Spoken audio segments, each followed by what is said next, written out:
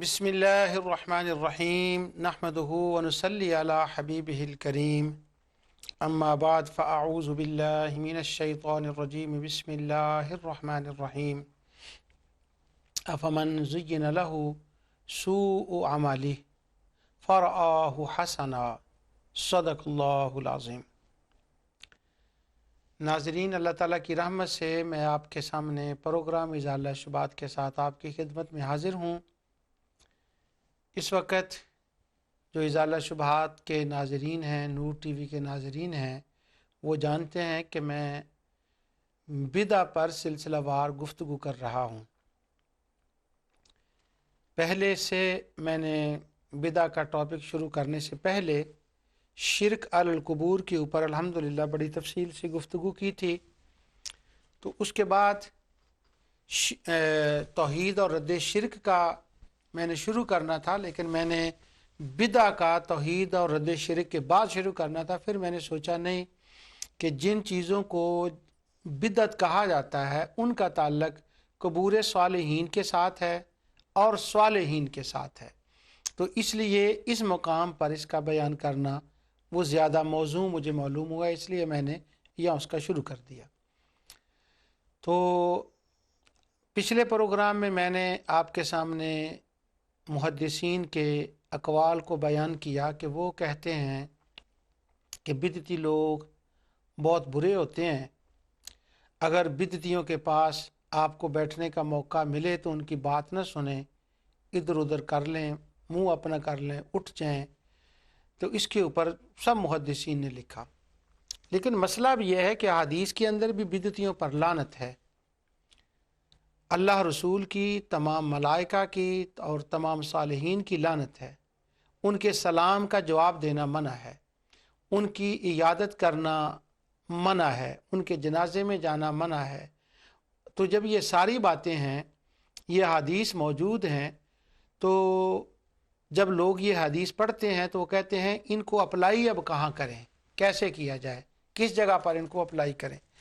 इनकी अप्लाई करने का तरीका ये है कि कुछ बिदात हैं अकायद में, कुछ हैं दलाला में यानी वो गुमराही में, कुछ अफ़ाल में जो हल्के हैं, जो नजायज़ होते हैं। तो कोई मकरूह तहरीमी बनता है, कोई हराम बनता है, तो उनके मदारज के हिसाब से उन पर इतलाक़ होगा।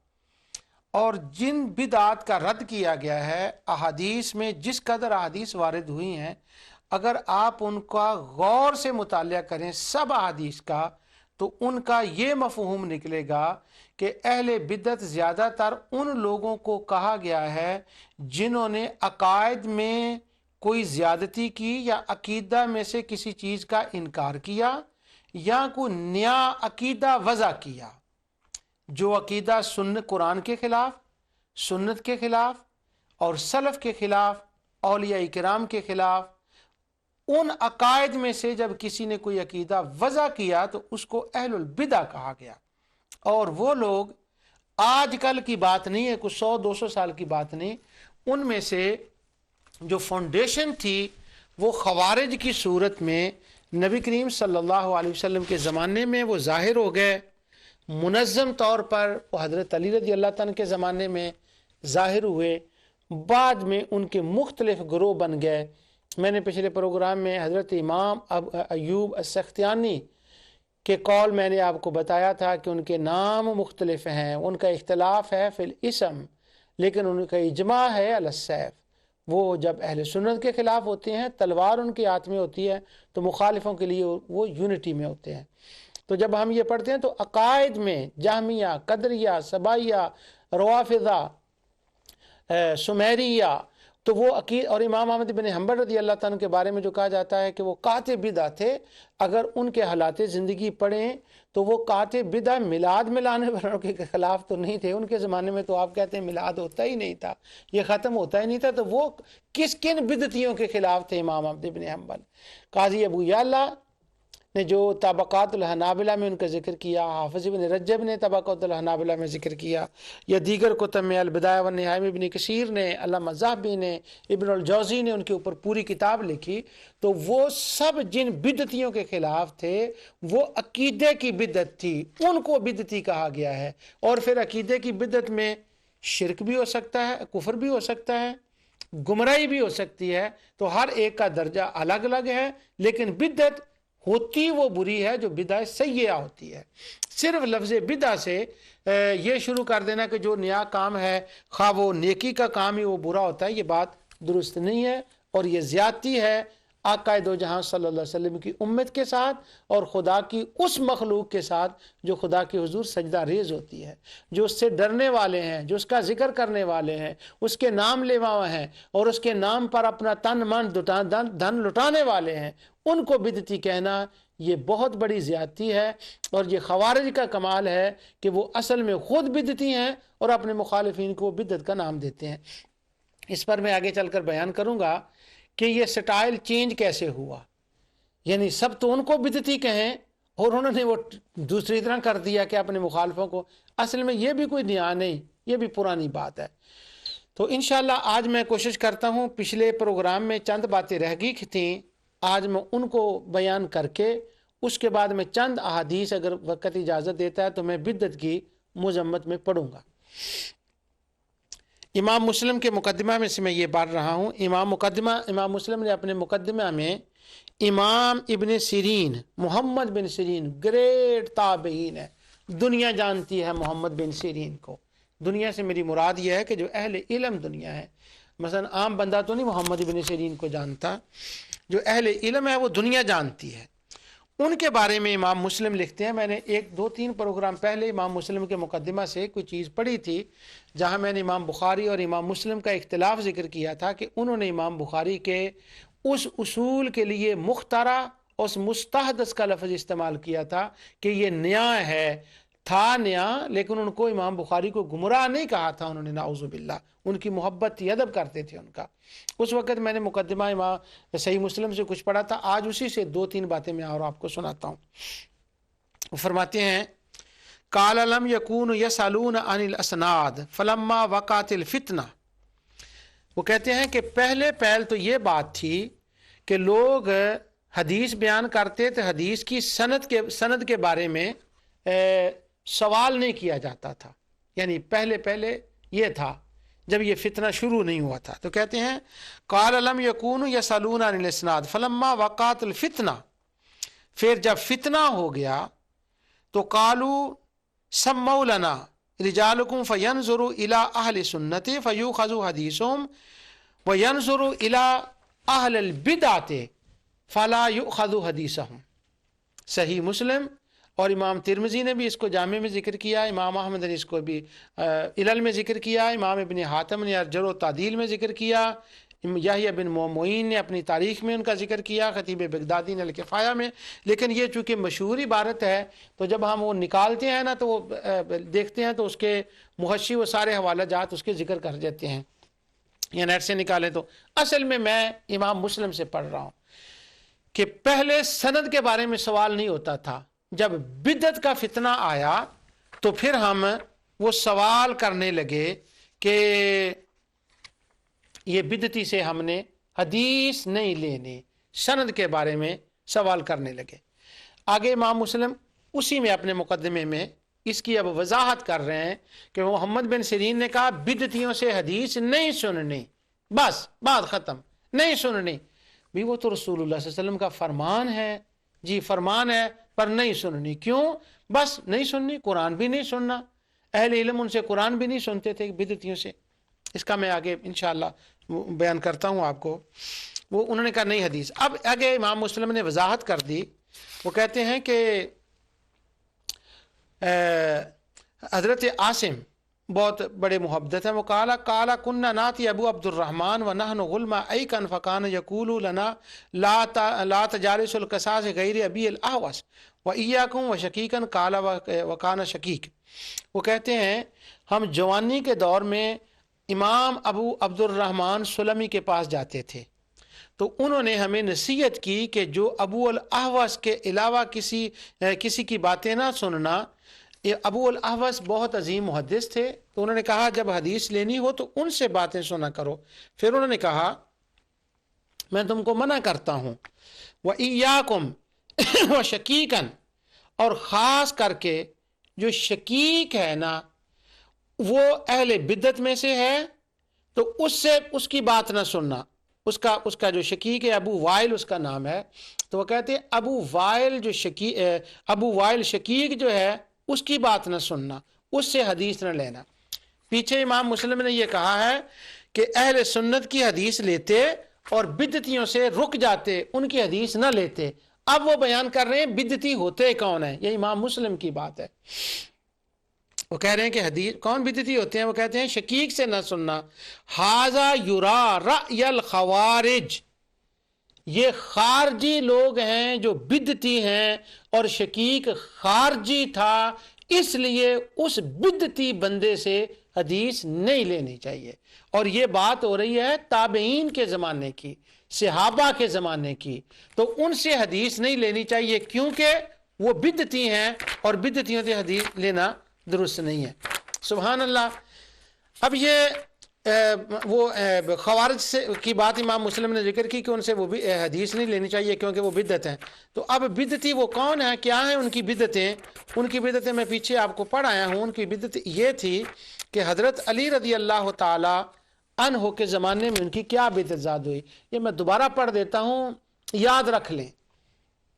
امام ابن جریر، حافظ ابن کثیر دیکھتے ہیں ان علی بینہما ہوا یکتب یوما اذا قام رجل من الخوارج. حضرت علی خطبہ دے رہے تھے، ایک بندہ اٹھا اور اس نے انٹرپٹ کیا حضرت علی کو اور کہتا ہے یہ باتیں کر رہا ہے تو فقال یا علی اشرکت فی دین اللہ، کرتا شرک ہے اور باتیں دین کی کرتا ہے، تو نے تو شرک کیا. اور شرک کیا کیا کہ تو نے لوگوں کو اللہ کا مقابل بنا دیا. لا حکم الا للہ، لا حکم الا للہ، فتنادوا من کل جانب لا حکم الا للہ، لا حکم الا للہ. ہر طرف سے اس نے جب توحید کا نام لے دیا تو ہر طرف سے نعرہ توحید بلند ہو گیا کہ نعرہ توحید، نعرہ توحید، نعرہ توحید من کل جانب، ہر طرف سے. اب کس کے مقابلے میں نعرہ توحید مارا جا رہا ہے؟ مومن کے مقابلے میں، آقا کے داماد کے مقابلے میں، اور ان کے ساتھی صحابہ اور تابعین کے مقابلے میں نعرہ توحید مارا جا رہا ہے. یعنی ہوں مسلمان اور ہوں صحابہ اور ان کو نعرہ توحید سنایا جائے اور شرک سے منع کیا جائے. یہ وہ بدعت تھی جو ظاہر ہوئی اور جس کا ذکر امام مسلم یہاں کر رہے ہیں. وہ کہتے ہیں کہ وہ شکیک کے پاس نہ جانا کیونکہ ھذا یراء الخوارج، وہ خوارج ہے. اب تو کافی بات سمجھ آ جانی چاہیے. میں اللہ کے حضور پھر دعا گو ہوں کہ یا اللہ میری بات یہ لوگوں تک پہنچا دے. اب تو کافی بات سمجھ آ جانی چاہیے کہ یہ بدعتی کون ہوتے ہیں. اور پچھلا پروگرام میں نے اس پر ختم کیا تھا، میں دوبارہ آپ کو وہ بتا دیتا ہوں. وہ کہتے ہیں کہ حافظ ابن تیمیہ نے 24 والیوم میں فتاوے میں، اور وہ جہاں ہدیہ ثواب اہداء الثواب کی بات کرتے ہیں، انہوں نے لکھا ہے کہ وہ پوری میں نے پڑھ دیا تھا، آج میں سارا نہیں پڑھوں گا. آپ کہتے ہیں بل ائمۃ المسلمون متفقون علی انتفاع المیت بذلک وھذا مما یعلم بالاستقرار من دین الاسلام وقد دل علیہ الکتاب والسنہ والاجماع فمن خالف ذلک کان من اہل البدع. پورے مسلمانوں کا اتفاق ہے عمل صالح کا ثواب فوت ہونے والے کو بخش سکتے ہیں، وہ حج ہو، عمرہ ہو، تلاوت قرآن ہو، نیکی ہو، کوئی ہو، وہ بخش سکتے ہیں ان کو. اور اجماع ہے اس پر مسلمانوں کا کہ یہ جائز ہے. فمن خالف، اور جو بندہ اس کی مخالفت کرے، کان من اہل البدع، وہ ہے پکا بدعتی. میلاد کے چاول کھا لیے، ایک لڈو کھا لیا، بدعتی ہو گیا. وہ نہیں. سنیں حافظ ابن تیمیہ تلاش کر کے بتا رہے ہیں بدعتی کس کو کہتے ہیں. دوسرا حوالہ میں نے بھی دیا تھا حافظ ابن قیم کا. وہ کہتے ہیں وَذَهَبَ بَعْضُ أَهْلِ الْبِدْعِ مِنْ أَهْلِ الْكَلَامِ أَنَّهُ لَا يَصِلُ الی المیت شیء البتہ لا دعا ولا غیرہ، وہ کہتے ہیں کہ بعض اہل جو کلام ہیں وہ بدعتی لوگ اس طرف گئے ہیں کہ فوت ہونے والے کو نہ دعا کا ثواب پہنچتا ہے نہ کسی عمل صالح کا ثواب پہنچتا ہے۔ اور امام مسلم امام ابن سیرین کی بات کر رہے ہیں کہ تابعین کے زمانے میں وہ ان سے حدیث نہیں لکھتے تھے، بدعتیوں سے۔ اور بدعتی ہیں کون، اس بار میں نے بتاؤں گا۔ امام مسلم کے بعد امام ابو حاتم بہت عظیم محدث ہیں، امام ابن حاتم الرازی کے والد امام ابو حاتم، وہ کہتے ہیں کہ یکتب حدیثہ، ایک اس کے شقیق کے بارے میں، اسی کے بارے میں جس میں امام مسلم کہتے ہیں نا کہ اس کے بارے میں نہیں، اس سے حدیث نہیں لینی چاہیے، تو امام ابو حاتم کہتے ہیں، حافظ مزی کے تہذیب الکمال میں شقیق ابو وائل شقیق کے ترجمے میں یہ بات لکھ رہے ہیں، وہ کہتے ہیں قال ابو حاتم یکتب حدیثہ کان یرا رأی الخوارج ثم ترکہ، وہ کہتے ہیں پہلے تو شقیق سے کوئی بات لکھ لیتے اس کی روایت کے، جب پتہ چلا نا محدثین کو یہ تو خارجی بدعتی ہے، تو اس کے بعد انہوں نے اہل البدعۃ فلا یؤخذ حدیثہم، اس کے بعد انہوں نے اس سے بدعتی ہونے کی وجہ سے اس حدیث کو لکھنا بند کر دیا، اسے ترک کر دی، کیوں؟ وہ بندہ بدعتی ہے۔ اللہ اکبر۔ حافظ ابن حجر اسقلانی نے تلخیص الحبیر میں کتاب الطہارہ کے اندر ایک کسی روایت پر بحث کی، وہ روایت کیا ہے وہ چھوڑیں اس وقت، یہ بحث نہیں ہے کہ روایت کیا ہے، میں صرف یہ بتانا چاہ رہا ہوں کہ راویوں کے بارے میں محدثین کا کیا خیال ہے۔ تو وہ فرماتے ہیں کہ جو ابراہیم بن نبی یحییٰ ہے اس کے متعلق قول نقل کرتے ہیں، کہتے ہیں کہ امام اجلی فرماتے ہیں کہ کانا قدرین معتزلین رافضین کل بدعت فی، وہ کہتے ہیں کہ وہ قدری ہوں، معتزلی ہوں، قدریوں کی، معتزلیوں کی، خارجیوں کی، رافضیوں کی جتنی بدعتیں ہیں وہ سب اس بندے میں ابراہیم بن نبی یحییٰ میں پائی جاتی تھیں، اس لیے اس کی روایت لینی درست نہیں ہے۔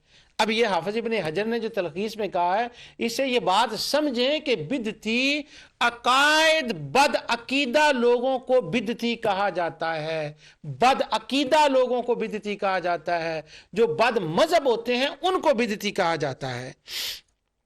حافظ ذہبی نے حسن بن صالح کے ترجمہ میں میزان الاعتدال میں لکھا فیہ بدعت شیع قلیل وکان یترک الجمعہ، وہ اس طرح کہتے ہیں کہ یہ صاحب جو ہیں یہ بدعتی تھے اور ان میں تشیع قلیل تھا، اس عقیدے کی وجہ سے وہ بدعتی تھے۔ اسی طرح علی بن جعد ابو الجوہری کے ترجمے میں لکھتے ہیں سمع منہم مسلم جملہ لیکن لم یخرج عنہ فی صحیح شیئا ما انہ من اکبر شیء لقی وذالک لان فیہ بدع، اور بدع کیا تھی؟ وقال مسلم سکہ لکنہ جہمی، یہ بندہ جو تھا علی بن جعد ابو الجوہری یہ بدعتی تھا اس لیے کہ اس کے اندر جہمیوں کے عقائد پائے جاتے تھے۔ سبحان اللہ۔ اسی طرح کاشف کے اندر ذہبی نے اسی اسماعیل کے بارے میں، اسماعیل بن سمیہ کے بارے میں لکھا کہ سکہ فیہ بدع، اس میں بدعت پائی جاتی تھی۔ حافظ ابن حجر نے اس کے ترجمے میں لکھا کہ صدوق تکلم فیہ لبدعۃ الخوارج، یہ بندہ خارجی تھا، بدعتی تھا۔ عبداللہ بن عباس تمیمی کے ترجمے میں حافظ ابن حجر نے لسان المیزان میں کہا راس العبادیہ من الخوارج وهم فرقہ کبیرہ وکان وفی فیما قلیل قیل رجع عن بدع فتبرع صحابہ منہ واستمرت نسبتهم الیہ، وہ کہتے ہیں کہ ان کے عمر بن عبید کے بارے میں لکھتے ہیں کہ یہ متروک الحدیث بندہ ہے، اور اس کی بدعت کے بارے میں اب عبداللہ بن مبارک اور دیگر نے گواہی دی ہے کہ یہ خارجی تھا اور ان کے فرقے کا تھا، اور اس کے اندر وہ دوسری بات تبرع صحابہ والی بھی بات اس کے اندر پائی جاتی تھی۔ یہاں تک پہنچا ہوں میں آگے امام مسلم کا بیان کرنے کے بعد، یعنی میں آپ کو ایک ایک بات کر کے نکھیڑ کے، جس کو پنجابی میں کہتے ہیں نا، نکھیڑ کر بتا رہا ہوں کہ لوگوں جان لو بدعتی کا لفظ مشہور کر دیا گیا ہے کہ بدعتی برا ہوتا ہے، لفظ بدعہ برا ہے، لفظ حدث برا ہے، تو جب یہ دونوں لفظوں کے بارے میں وضاحت کر آیا ہوں، اب میں یہ بتا رہا ہوں کہ بدعتی ہوتے کون ہیں، اور جو احادیث بدعت کے رد میں آئی ہیں ان کے مصداق کون ہیں، اور وہ لوگ ہیں جن کو محدثین کہہ رہے ہیں۔ وہ لوگ نہیں ہیں کہ وہ لوگ جو اپنے مثلا جو خود بدعتی ہوں اور دوسرے کو عمل خیر کی وجہ سے۔ اب بتائیں، مسلمانوں کو مشرک کہنا، حضرت علی رضی اللہ تعالیٰ عنہ صحابہ کو، اور انہی صحابہ کو بدعتی کہنا، یہ کس نے کہا ہے؟ ابھی میں آگے پروگرام میں بتاؤں گا انشاءاللہ۔ صحابہ کو بدعتی کہا، اور حضرت علی کے زمانے سے پہلے بھی صحابہ کو کسی نے بدعتی کہا تھا، فتنہ خوارج سے پہلے بھی کسی نے کہا تھا، وہ آگے میں بتاؤں گا انشاءاللہ۔ ان کو بدعتی کہنا اور خود بدعتی ہو، اور محدثین کہہ رہے ہیں کہ بدعت تو عقیدے میں ہوتی ہے۔ ہاں، جب ہم حالات صحابہ کرام پڑھتے ہیں اس میں ہمیں کہیں کہیں یہ باتیں نظر آتی ہیں کہ کوئی بات نہیں ہو تو صحابہ یا تابعین اس پر بھی بدعہ کا اطلاق کرتے ہیں کہ ہذہ بدعہ، لیکن یاد رکھو جب وہ بدعہ کہتے ہیں تو اس سے مراد اگر تو وہ مخاطب ہوں کسی مومن سے، اچھی عقیدے والے سے جس کا عقیدہ بد نہ ہو اور وہ نیکی کا کام کوئی کر رہا ہو، اگر وہ بدعہ کا لفظ کہیں اس وقت ان کا مطلب بدعہ حسنہ ہوتا ہے۔ اور اگر کوئی بندہ ہو گندے عقیدے کا، غلط عقیدے کا، اس کو وہ بدعت کہیں تو اس سے مراد اس وقت بدعہ سیئہ ہوتا ہے، بدعہ کبیہ ہوتا ہے۔ یہ ڈیپینڈ کرتا ہے کہ وہ محدث بات کس سے کر رہا ہے، وہ مخاطب کس کو کر رہا ہے، وہ کس سے بات کر رہا ہے۔ حضرت عمر فاروق رضی اللہ تعالیٰ نے تراویح کی جماعت کو نہیں کہا بدعہ، لیکن ساتھ نعمہ کہا کہ یہ بدعہ اچھی ہے۔ اسی طرح صحابہ کرام کے حضرت عبداللہ بن عمر رضی اللہ تعالیٰ نے جب لوگوں کو اکٹھے ہو کر چاشت کی نماز پڑھتے دیکھا تو بخاری مسلم کتاب الحج میں ہے، عبداللہ بن عمر نے فرمایا یہ بدعہ ہے۔ یہ بخاری میں صرف بدعہ کے لفظ ہیں، اور مصنف ابن ابی شیبہ میں ہے بدعہ حسنہ، چاشت کی نماز پڑھتے ہوئے۔ کیا یہ چاشت کی نماز سنت ہے یا بدعہ؟ اس پر میں کچھ گفتگو کر آیا ہوں۔ امام بخاری نے تاریخ الکبیر میں یہ فیصلہ دیا کہ امام شافعی نے کہا کہ یہ بدعہ حسنہ ہے۔ آگے امام بخاری اپنا ویو بیان کرتے ہیں کہ اصح ھذہ بدعہ حسنہ، کہ یہ صحیح بات یہ ہے کہ یہ بدعہ حسنہ ہے۔ اب یہ دیکھیں لفظ بدعہ کا ہے، لیکن چونکہ جن کو ایڈریس کیا جا رہا ہے وہ صحابہ اور تابعین ہیں تو ساتھ ہی بدعہ حسنہ کا لفظ آ گیا۔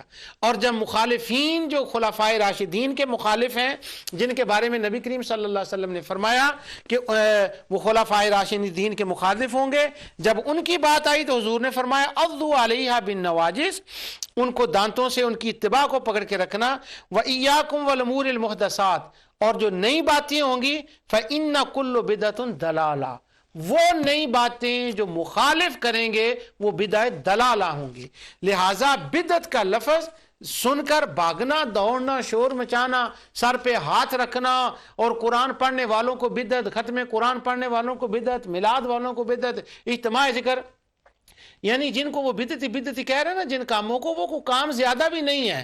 اس کتاب میں بھی ہیں، میں دوسری کتابیں بھی لاؤں گا کہ جن کے اوپر انہیں احادیث کا اطلاق کیا جاتا ہے کہ ان کی نمازیں روزہ کچھ قبول نہیں ہوتا، اور جن کو اصل بدعتی کہا گیا ان کو چھوڑا جاتا ہے۔ وہ کام بھی 3-4 ہی ہیں، سارے کوئی بڑے کام نہیں ہیں، اور وہ سارے کے سارے نیکی کے کام ہیں۔ ذکر اللہ ہے، حضور کا ذکر بیان کرنا ہے۔ ہاں، ان محافل کے اندر کوئی اگر غلط بات ہو جائے تو اس بات کو غلط کہنا چاہیے، اس کام کو تو ختم نہیں کر دینا چاہیے۔ 2 پروگرام میں نے پہلے بتایا، عمر بن لوہی نے حج کے اندر بدعت پیدا کر دی تو کیا ننگے طواف کرنے لگے، تو اب اس کا علاج یہ تھا کہ حج بند کر دیا جائے، اس کا علاج یہ تھا کہ مینا ہی جانا، عرفات ہی جانا چھوڑ دیا جائے، کیونکہ لوگوں نے غلط نئے کام نکال لے ہیں۔ حضرت عیسیٰ علیہ السلام کو لوگوں نے نعوذ باللہ کہا کہ وہ اللہ ہیں، تو اب اس کا یہ حال ہے کہ عیسیٰ علیہ السلام کو ماننا ہی چھوڑ دیا جائے؟ نہیں، اس کی اصلاح کی جائے۔ اسی طرح وہ صحیح مجالس جو دین کے لیے ہوتی ہیں، اگر مجلس کے اندر کوئی غلط بات کہہ دے یا غلط بات کر دے تو اس وقت اس کو ختم کیا جائے، مجلس کو ختم نہ کیا جائے۔ طواف ننگے کرتے تھے مشرک، طواف کو ختم نہیں کیا گیا، نہ ننگے ہونے کو ختم کیا گیا۔ اگر کسی مجلس خیر کے اندر کوئی غلط بات ہو تو اس غلط بات کو ختم کرو، جس طرح کہ نبی کریم صلی اللہ علیہ وسلم کا طریقہ اور اللہ عز و جل کا طریقہ ہے، سنت اللہ ہے، وہ سنت اللہ ہے کہ اللہ تعالیٰ نے تو آپ کو ختم نہیں کیا۔ تو اب میں نے آپ کے سامنے یہ ساری چیزیں جو ہیں وہ رکھی ہیں کہ محدثین کے نزدیک کیا تھا۔ اب میں دوبارہ امام مسلم کی طرف آتا ہوں۔ امام مسلم نے یہ بیان کیا کہ بدعتیوں سے حدیث نہیں لی جاتی، اور وہ بدعتی کون ہیں ان کے بارے میں نے آپ کو بیان کر دیا۔ آگے امام مسلم نے ایک اور ریفرنس دیا،